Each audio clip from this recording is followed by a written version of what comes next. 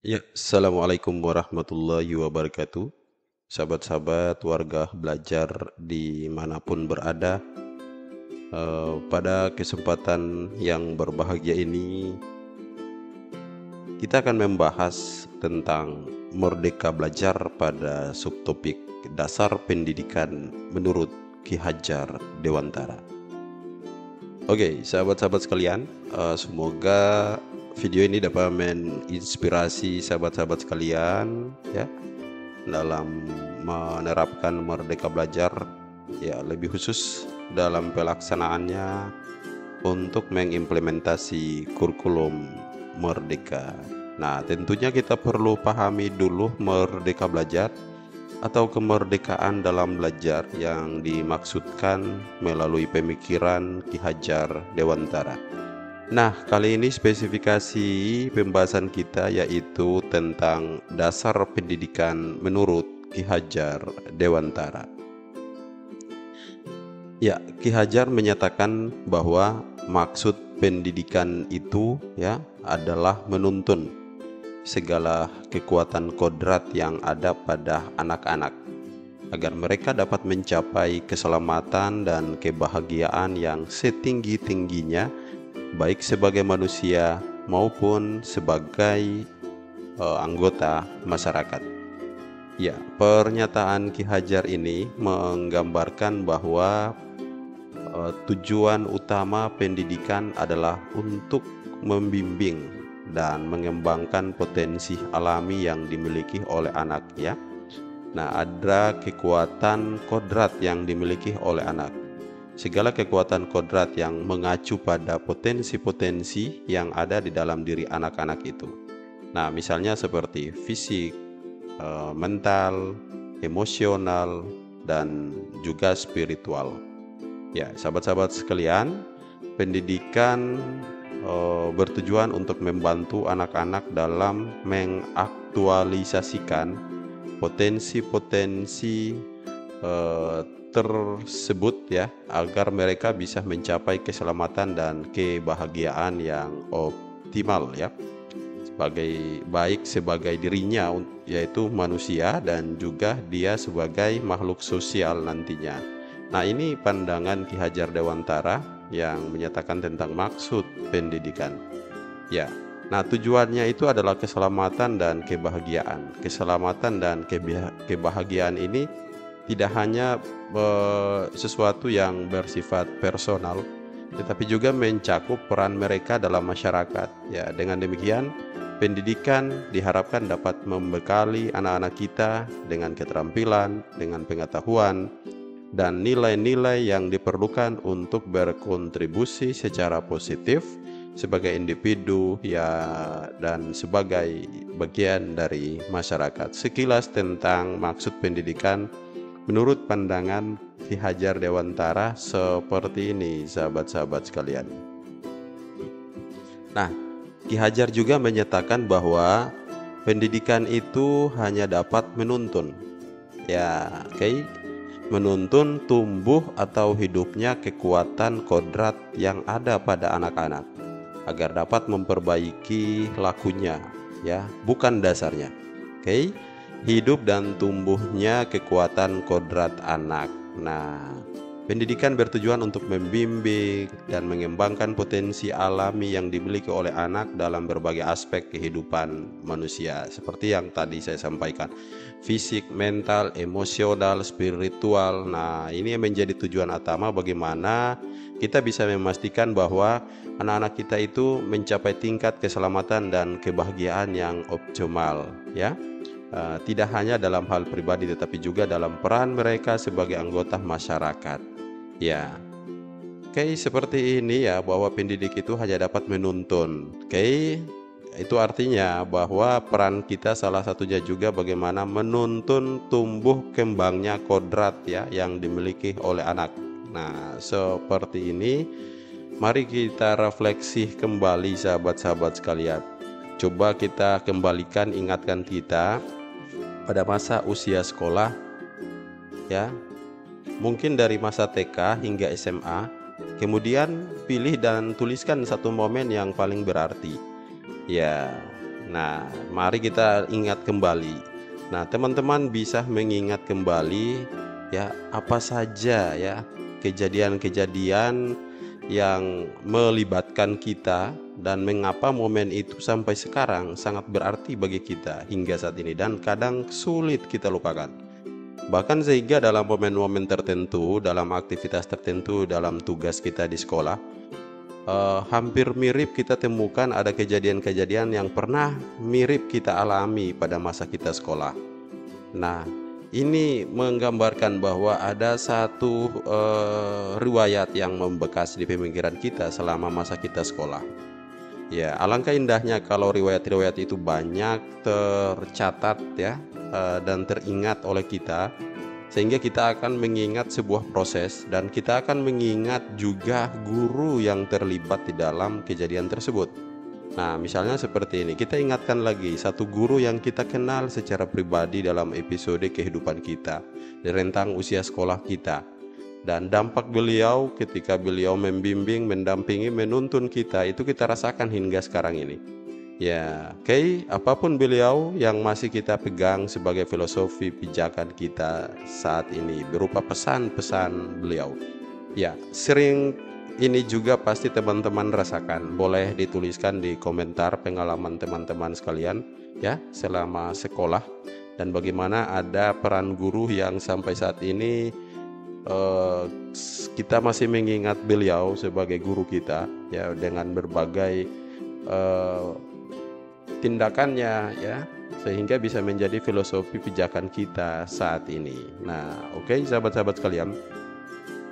Ya, ini yang menjadi moto kita saat ini, teman-teman ya, dalam pergerakan pendidikan.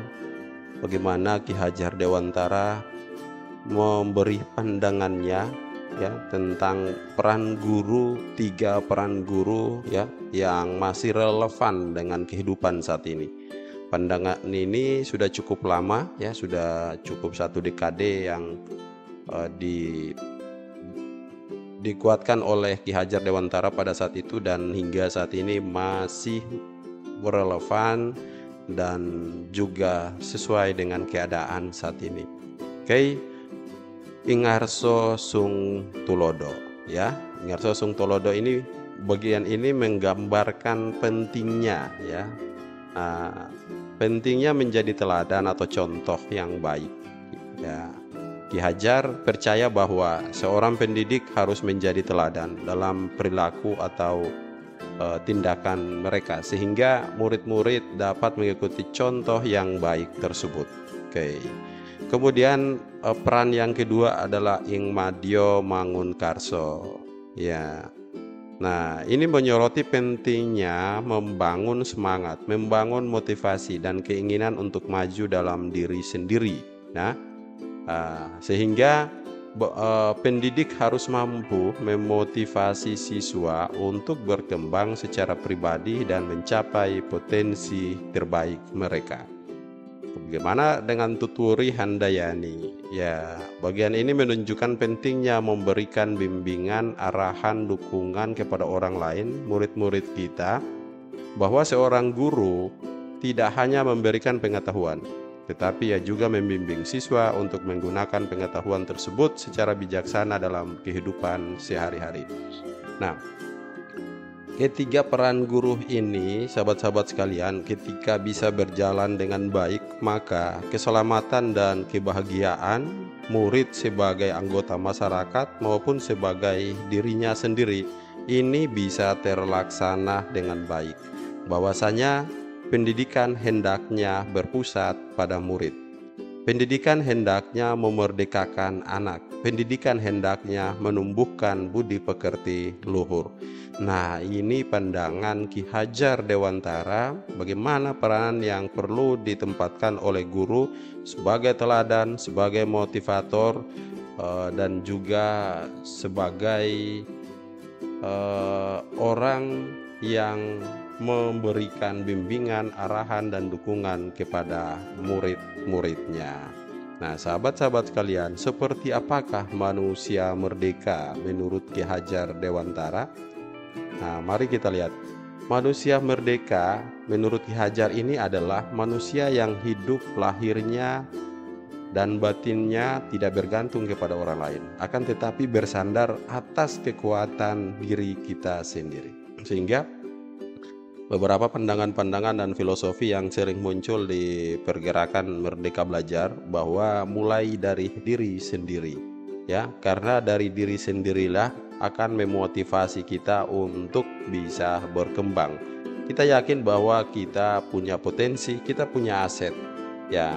Memang benar kita tidak sendiri, kita membutuhkan orang lain. Tetapi motivasi yang paling penting itu adalah motivasi di dalam diri sendiri.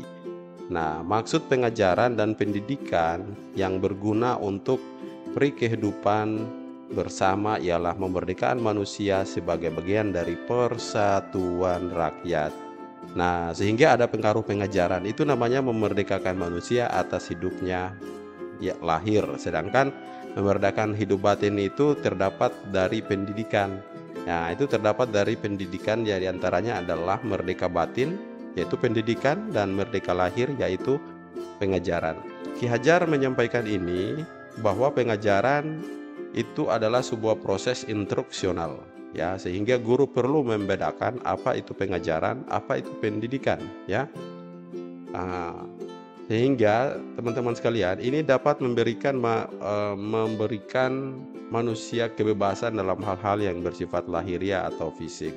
Namun merdeka dalam hal batiniah atau spiritual hanya dapat dicapai melalui pendidikan yang menyeluruh, ya. Sedangkan pengajaran atau proses instruksional ini seringkali berfokus pada aspek eksternal atau dari kehidupan, ya, seperti keterampilan praktis, pengetahuan, ya. Ini dapat memberikan kebebasan dalam hal-hal seperti mencari pekerjaan, atau memperoleh keterampilan tertentu. Berbeda dengan pendidikan, oke? Pendidikan menurut Ki Hajar Dewantara ini melampaui pengajaran. Pendidikan melibatkan membentuk karakter, moralitas, nilai-nilai, ya, dan kesadaran spiritual yang membentuk inti kebebasan batiniah. Nah, oke, melalui pendidikan yang holistik, seseorang dapat memperoleh pemahaman tentang diri mereka sendiri. Perlu memahami diri sendiri dulu. Kemudian bisa menetapkan tujuan hidup mereka, serta orang itu bagaimana mereka dapat berinteraksi dengan dunia maka yang lebih dalam. Oleh karena itu mereka merdeka batiniah ini menurut pandangan Ki Hajar Dewantara lebih berkaitan dengan pendidikan yang memperkaya jiwa dan membimbing manusia untuk menjadi individu yang berdaya serta bermakna di dalam masyarakat. Nah, ini sekilas, ya, bagaimana Ki Hajar membedakan pendidikan dan pengajaran bagi kita. Oke, nah mari teman-teman kita ikuti lagi, ya, bagaimana anak itu memiliki kodrat bermain. Oke, sebagai anak, bermain adalah bagian alami dari perkembangan dan pertumbuhan mereka. Dalam pandangan Ki Hajar, seorang anak memiliki kodrat yang mencakup berbagai kegiatan bermain yang penting untuk pembelajaran dan perkembangan mereka. Sehingga kodrat anak untuk bermain ini, bahwa bermain adalah satu kodrat anak, oke? Nah, pikirkan perasaan, kemauan, tenaga mereka, yaitu cipta rasa karya pekerti. Ini sudah ada pada diri anak, teman-teman. Nah, kemudian permainan anak dapat menjadi bagian pembelajaran di sekolah.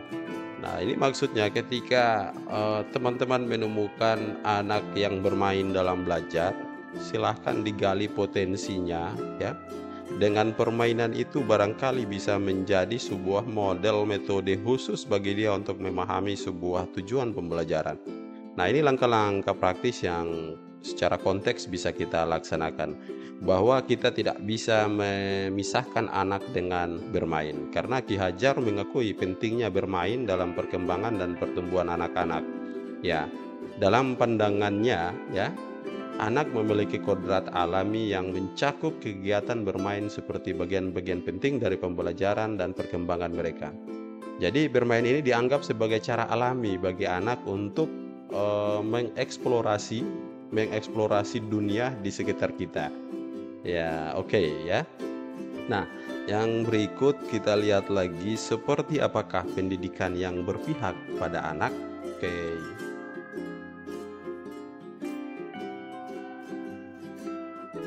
Pendidikan yang berpihak pada anak itu adalah bebas dari segala ikatan, dengan suci hati mendekati sang anak, bukan untuk meminta sesuatu hak, melainkan untuk berhamba pada sang anak. Nah, ini maknanya lebih luas lagi, sahabat-sahabat sekalian. Jangan dimaknai secara sempit ya, bahwa bebas dari segala ikatan. Artinya, kita tadi sudah yakin bahwa anak punya potensi diri, anak punya bakat. Ya, biarlah dia berkembang, biarlah dia tumbuh. Tugas kita bagaimana menuntun tumbuh kembang minat dan bakat dalam sebuah proses pembelajaran. Ya, sehingga beberapa program ya yang ada di guru penggerak, di sekolah penggerak ya, itu harus melibatkan murid, bahwa yakin bahwa ini adalah sebuah program bersama antara pihak sekolah dengan murid, seperti kesepakatan kelas, keyakinan kelas, kelas impian, sekolah impian. Nah, ini sudah saatnya kita melibatkan mereka dalam merumuskan hal-hal seperti ini agar mereka tidak kaku, mereka tidak tertekan dengan sebuah ikatan ya atau aturan, sehingga mereka sulit untuk mengimplementasi apa yang sudah diikatkan itu. Oke. Nah, ini ya pemikiran tentang menghamba kepada sang anak terinspirasi dari sebuah cerita ya yang ditulis oleh Ki Hajar, bahwa pemikiran tentang berhamba pada anak itu tercetus dari suatu penyesalan yang pernah dirasakan oleh Suwardi. Ya, Suwardi ini nama lengkap dari Ki Hajar Dewantara. Ya, ketika menghadapi setumpuk pekerjaan yang belum terselesaikan, tangis Asti yang tiada henti-hentinya dirasakan sebagai suatu hambatan yang mengganggu tugasnya. Lalu dengan serta-merta diseretnya anak itu keluar, dan tanpa berpikir panjang, dibiarkannya Asti kecil menangis di balik hempasan pintu rumah. Salju yang berjatuhan di jendela tiba-tiba menyadarkan kekalutan pikirannya. Nah, dia lari secepatnya, lalu dibukakan pintunya, dan Asti sudah tampak biru, menggigil kedinginan. Suwardi menyesal, sangat menyesal, sambil memeluk anaknya yang sedang tersengal-sengal berurai air mata itu. Terucaplah kata kisah sepenuh hati, kowe bakale dak mulia ake selawase. Artinya, selamanya engkau akan aku muliakan. Tuhan mendengar kata umatnya. Apa yang akan terjadi? Terjadilah. Asti tidak pernah dapat mengurus dirinya sendiri sehingga sekarang. Seluruh keluarga selalu berusaha untuk dapat melayani keperluannya. Pengalaman Suwardi menjadi salah satu teori pendidikan dalam perguruan yang dicita-citakan dan sudah diimplementasikan beliau di sekolah taman siswa. Nah, sahabat-sahabat sekalian, kisah ini menginspirasi beliau ya, Ki Hajar Dewantara, untuk mengembangkan satu pendidikan yang disebut pendidikan yang menghamba kepada sang anak. Menghamba artinya anak itu adalah segalanya di sekolah. Ya, anak itu adalah tujuan utama kita di sekolah. Nah, apapun yang kita lakukan di sekolah perlu dipertimbangkan kemudaratan, kemanfaatan, dampaknya apa untuk anak. Nah, ini sehingga penting bahwa pandangan menghamba kepada anak itu maksudnya adalah menjadikan anak adalah tujuan utama untuk pengembangan pengetahuan, keterampilan, dan menanamkan nilai-nilai budi pekerti kepada mereka, sehingga tujuannya yang tadi, mereka bisa selamat dan bahagia, menjadi mereka sebagai manusia dan mereka sebagai anggota masyarakat. Nah, bukan tabula rasa ya, pandangan Ki Hajar Dewantara, pemikiran beliau bahwa beliau bertentangan dengan teori tabula rasa. Anak bukan kertas kosong yang bisa digambar sesuai keinginan orang dewasa. Anak itu lahir dengan kekuatan kodrat yang masih samar-samar. Tujuan pendidikan adalah menuntun, Menuntun ini yaitu memfasilitasi, membantu anak untuk menebalkan garis samar-samar agar dapat memperbaiki lakunya untuk menjadi manusia seutuhnya.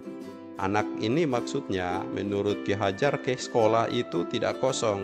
Nah, kalau pandangan tabula rasa yang dikemukakan oleh John Locke bahwa anak itu bagaikan kertas kosong, bagaikan meja kosong, bagaikan papan kosong. Nah, menurut Ki Hajar dia tidak kosong, ya. Dia sudah ada kodrat tapi masih samar-samar. Nah, tinggal ditebalkan saja garis samar-samar itu sehingga dia dapat memperbaiki lakunya. Pernyataan ini, sahabat-sahabat sekalian, mencerminkan bahwa pandangan Ki Hajar Dewantara tentang keunikan dan potensi setiap anak. Baginya anak bukanlah sekedar kertas kosong yang bisa dibentuk sesuai keinginan orang dewasa. Ya, sebaliknya anak lahir dengan kekuatan kodrat yang mungkin masih samar-samar, ya. Dan pendidikan itu bertujuan untuk membantu bagaimana mengembangkan potensi alami ini. Apa potensi alami? Garis yang masih samar-samar tadi. Nah, Ki Hajar juga mungkin percaya bahwa pendidikan seharusnya tidak mengimposi kehendak orang dewasa kepada anak, tetapi sebaliknya membimbing mereka untuk menemukan dan mengaktualisasikan potensi dan tujuan mereka sendiri. Nah, sahabat-sahabat sekalian, dengan memberikan dukungan, bimbingan, ya, dan lingkungan yang sesuai, anak-anak kita bisa harapkan dapat menebalkan garis samar-samar dalam diri mereka dan memperbaiki perjalanan hidup mereka menuju kedewasaan yang seutuhnya. Pertanyaannya, siapakah yang menebalkan garis yang masih samar-samar itu? Ya, mereka sendiri. Ya, dengan kekuatan mereka sendiri. Kita yakin mereka punya aset, punya potensi, ya, punya bakat. Tinggal kita beri ruang bagaimana mereka berkembang di atas kekuatan diri sendiri. Pertanyaannya, bagaimanakah cara menebalkannya? Simpelnya, cara menebalkan garis yang masih samar-samar itu dengan kekuatan konteks diri anak dan sosio-kultural.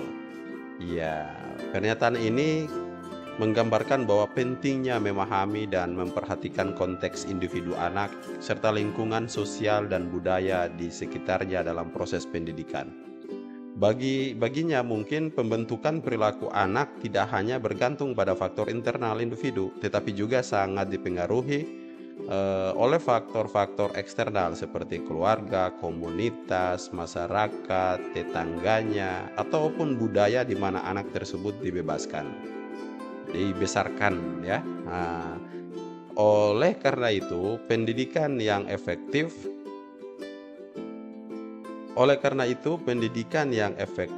harus memperhatikan dan mengakomodasi keunikan dan kebutuhan setiap anak, serta menyadari pengaruh lingkungan sosial dan budaya dalam membentuk karakter dan perilaku mereka. Sehingga pendidikan yang berpihak pada anak itu harus mampu menyelaraskan kekuatan individual anak dengan konteks sosial dan budaya mereka. Nah, dalam rangka untuk apa? Untuk memfasilitasi perkembangan yang lebih optimal dan holistik. Nah, sahabat-sahabat sekalian, menebalkan laku anak dengan kekuatan konteks diri anak, ini tahapan pembelajaran sang anak, tahapan pembelajaran sanggar anak di alam, ya, di Yogyakarta. Nah, tahapan mereka menggunakan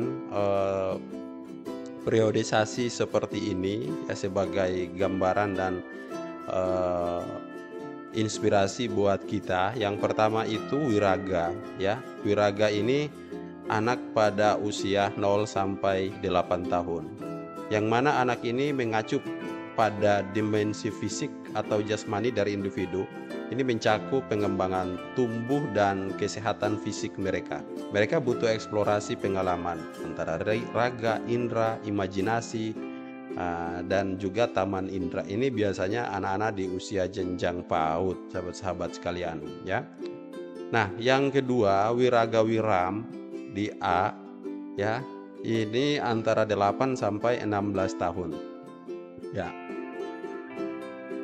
Wiraga Wiram ini mengenal dan menguasai teks. Mereka ini biasanya merujuk pada dimensi mental atau intelektual individu. Ini melibatkan pengembangan pikiran dan kemampuan kognitif anak dan sudah mulai terasa ya. Biasanya mereka berada pada jenjang SD sampai kelas 3 ya. Mereka mulai di pengenalan riset, proyek dengan durasi-durasi pendek ya. 1 minggu misalnya dapat berkelompok. Oke, kemudian pada Wiraga Wiram ya. Wiraga Wiram yang pada usia di atas kelas 4 ya sampai 15 tahun, mereka ini sudah mulai memperdalam dan memperluas konteks keterampilan bertanya. Ya, dengan riset durasi semakin panjang, ya mungkin 1 semester atau dilakukan mandiri secara kolaborasi. Nah, dari tahapan ini sampai pada pelajar mandiri yang disebut dengan Wirama, usianya antara 16 sampai 24 tahun. Ini biasanya di tingkat SMA yang sudah orientasi pilihan hidup passion ya. Dan mereka ini sudah siap menjadi pelajar-pelajar yang mandiri. Nah, menebalkan laku anak dengan kekuatan konteks diri anak bisa kita lihat dalam ilustrasi contoh gambar seperti ini antara Wiraga 0 sampai 8 tahun, terus Wirama atau Wiraga Wirama ini 8 sampai 16 tahun, kemudian Wirama 16 sampai 24 tahun. Kita bisa lihat gambaran aktivitas mereka bisa seperti ini. Nah, budi pekerti menurut pandangan Ki Hajar Dewantara sebagai dasar-dasar pendidikan. Budi pekerti atau watak karakter adalah bersatunya perpaduan harmonis antara gerak, ya, pikiran, perasaan, dan kehendak atau kemauan sehingga menimbulkan tenaga semangat. Nah, sehingga kita sering bilang budi pekerti itu adalah bagaimana cipta, rasa, karsa atau karya dan pekerti atau tenaga, ya. Sehingga terjadi keseimbangan hidup dan keselarasan hidup. Ya, tujuannya ini sahabat-sahabat kalian, memperbaiki memperbaiki tingkah laku atau budi pekerti. Ki Hajar juga mengasumsikan bahwa pendidikan itu bagaikan sebuah proses pertanian, ya. Bagi seorang petani, pendidikan itu bagaikan seorang petani. Dalam hakikatnya sama kewajibannya dengan seorang pendidik, ya. Yang menanam jagung misalnya hanya dapat menuntun tumbuhnya jagung. Ia dapat memperbaiki kondisi tanah, ya. Ya, memelihara tanaman jagung, memberi pupuk dan air, membasmi ulat-ulat atau jamur-jamur yang mengganggu hidup tanaman padi dan lain sebagainya. Ini artinya bahwa tidak mungkin seorang petani menanam jagung akan berbuah padi, ya. Sehingga supaya jagung ini bisa menjadi jagung yang produktif, ia perlu memperbaiki kondisi tanah, memelihara tanaman tersebut, memberi pupuk, membasmi ulat-ulat misalnya atau jamur, ya, yang mengganggu tumbuh kembangnya jagung itu. Nah, sehingga peran ini berkaitan tentang peran seorang guru yang menuntun tumbuh kembangnya anak berdasarkan kodratnya. Filosofi petani atau tukang kebun ini penumbuh tanaman-tanaman, ya. Berarti guru itu adalah penuntun tumbuh kembangnya garis-garis yang masih samar dari setiap anak itu, sehingga anak mampu menebalkan garisnya sendiri. Kemudian memerlukan bagaimana kita harus menghamba kepada sang anak, ya. Kemudian memahami juga bahwa anak itu datang dan hadir di sekolah itu dengan kekuatan kodratnya, kodrat alam dan kodrat zaman plus kodrat bermain. Nah, tujuan akhirnya apa dengan proses menuntun? Memperbaiki lakunya, selaras budi, cipta, rasa, karya, dan pekerti. Sahabat-sahabat sekalian, kita bisa menarik beberapa kesimpulan dari pandangan Ki Hajar Dewantara terkait tentang dasar-dasar pendidikan atau kemerdekaan dalam belajar, bahwa Perlu yang pertama, seorang pendidik perlu merdeka sebelum memerdekakan muridnya. Ya, pendidik yang merdeka itu seperti apa? Yaitu pendidik yang terus belajar untuk mengantarkan murid-murid menjadi manusia merdeka yang mampu belajar secara mandiri. Ketika gurunya seorang pembelajar, yakin sungguh bahwa muridnya juga adalah seorang pembelajar. Nah, ini sesuai dengan pandangan Ki Hajar Dewantara tentang pendidikan sebagai proses menuntun anak-anak dalam mengembangkan potensi mereka untuk mencapai keselamatan dan kebahagiaan tertinggi. Nah, sahabat sekalian, tentunya hal ini melibatkan memahami perbedaan cara belajar murid saat ini yang sangat terbiasa dengan teknologi. Sehingga peran kita sebagai pendidik juga mencakup mendukung mereka dalam memanfaatkan teknologi dengan bijak sebagai salah satu sumber belajar utama mereka. Seperti pandangan yang saya sampaikan tadi, anak ke sekolah tidak kosong, anak ada dalam kodratnya, ya, kodrat alam dan kodrat zaman. Kodrat alam itu menyangkut bawaan dia sejak lahir, ya, seperti keyakinan Ki Hajar bahwa dia datang tidak kosong, ada garis yang masih samar dan perlu ditebalkan. Sementara kodrat zaman ini adalah irama transformasi bumi. Oleh sebabnya, jangan sampai kita terlalu berteknologi dan kita sendiri melupakan budaya bangsa kita. Begitupun sebaliknya, bahwa jangan sampai kita ketinggalan zaman, sehingga dua kodrat ini yang akan kita hantar anak-anak kita untuk bisa berkembang, bisa tumbuh melalui sebuah proses menuntun, sehingga mereka bisa menjadi manusia-manusia yang selamat dan manusia-manusia yang bahagia. Tentunya dimulai dari gurunya atau pendidiknya. Nah, pendidik perlu membedakan, ya, apa itu mendidik dan apa itu mengajar. Pendidikan adalah tempat menaburkan benih-benih kebudayaan yang hidup dalam masyarakat, sekaligus sebagai instrumen tumbuhnya unsur peradaban agar kebudayaan yang kita wariskan kepada anak cucu kita di masa depan. Nah, ini makna lebih mendalam dari pendidikan. Oke, sementara pengajaran ini suatu cara menyampaikan ilmu atau manfaat bagi kehidupan anak-anak secara lahir maupun batin. Maka pengajaran merupakan salah satu bagian dari pendidikan, sama halnya dengan mengajar yang merupakan salah satu bagian dari mendidik. Maka mendidiklah dan mengajarlah. Ya, oke, sahabat-sahabat sekalian, kita juga bisa menarik beberapa kesimpulan tentang bagaimana mendampingi murid dengan utuh dan menyeluruh. Ki Hajar Dewantara menyatakan bahwa dasar-dasar pendidikan itu bertujuan untuk mengarahkan segala kodrat anak agar mencapai keselamatan dan kebahagiaan tertinggi. Dengan peran pendidik sebagai pembimbing dalam memperbaiki perilaku mereka. Perubahan itu dinamis. Dalam lingkungan dan zaman menuntut kita, guru, untuk mengantisipasi dan menyesuaikan diri. Sifat dasar setiap anak tidak bisa dihapuskan, namun bisa dibimbing untuk mengembangkan sifat-sifat baiknya agar dapat melampaui sifat-sifat yang tidak diinginkan. Nah, perubahan itu dinamis, berlahan, tapi pasti, intinya konsisten dan kontinu. Ya, sahabat-sahabat sekalian, mari kita lihat lagi mendidik dan melatih budi pekerti itu seperti apa. Ya, kecerdasan berpikir murid harus dapat mengembangkan budi pekerti atau watak murid yang tidak hanya dibentuk di sekolah, tetapi dalam keluarga dan lingkungannya.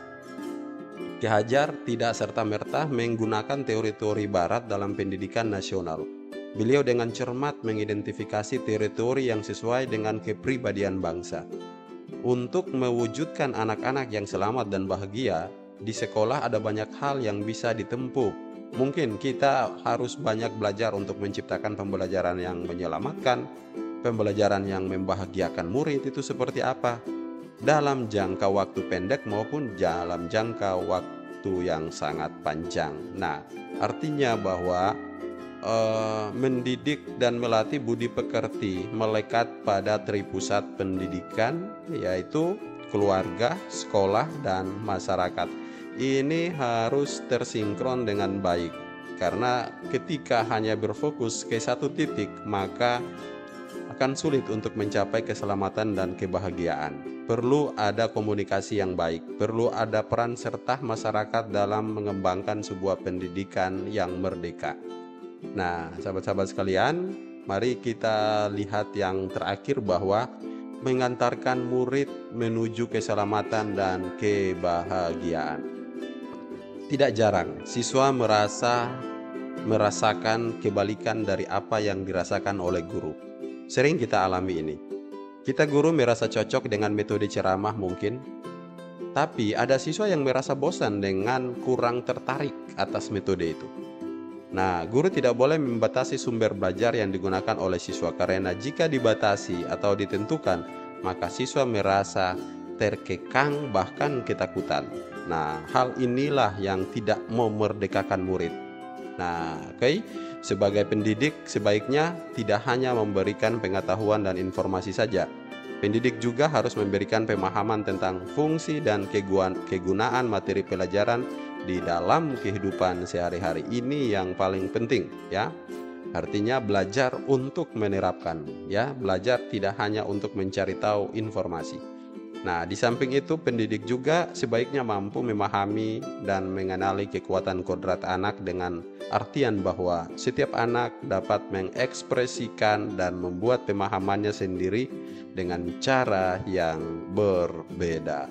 Ya, demikian ya informasi ini, semoga dapat membantu teman-teman sekalian yang sedang mempelajari atau mencari informasi atau literatur terkait tentang dasar-dasar pemikiran Ki Hajar Dewantara yang menyangkut kemerdekaan dalam belajar.